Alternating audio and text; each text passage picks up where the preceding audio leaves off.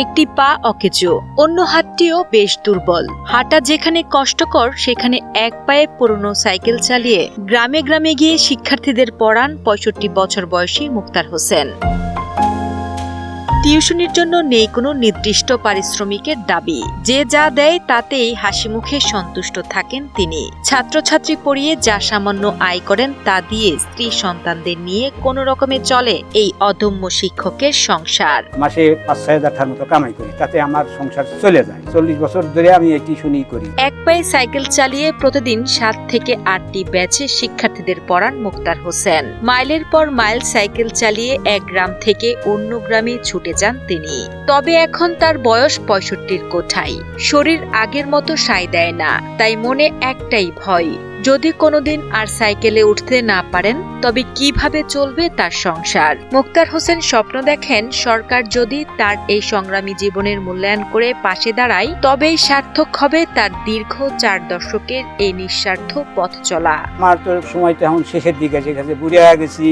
আর যদি মনে করেন যে আমি সাইকেলে উঠতে না পারি, মানুষের বাড়ি যা পড়াবে না পারি, তাহলে আমি তো আর চলতে পারবো না। এখন যদি সরকার দয়া করে যদি কোনো কিছু করে। পাবনার বেড়া পৌর এলাকার বাসিন্দা মুক্তার হোসেনের এই লড়াইয়ের শুরু মাত্র ৫ বছর বয়সে, যখন পোলিও কেড়ে নেয় তার স্বাভাবিক হাঁটা চলার ক্ষমতা। মেধাবী ছাত্র হওয়ার সত্ত্বেও ১০ম শ্রেণীতে পড়ার সময় থমকে যায় তার স্বপ্ন।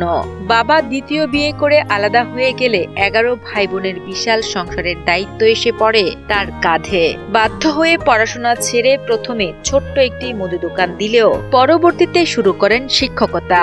যাতায়াতের খরচ বাঁচাতে আর নিজের অক্ষমতাকে আড়াল করতে অনেক কষ্টে নিজে নিজে আয়ত্ত করেন এক পায়ে সাইকেল চালানো।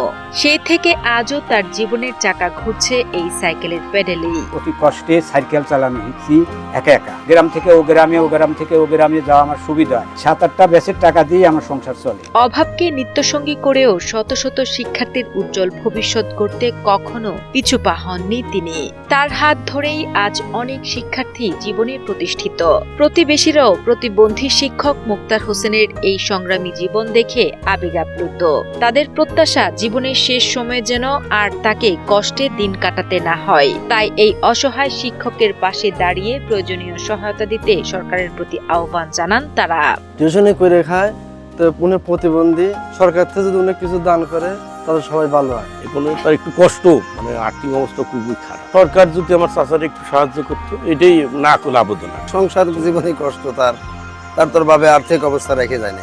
প্রাইভেট পড়ায় কম পড়ায়, আগে পড়ায় তো মেলা ভালোই চলতো, এখন একটু কম পড়ায়, সংসারটা একটু নর্মালি।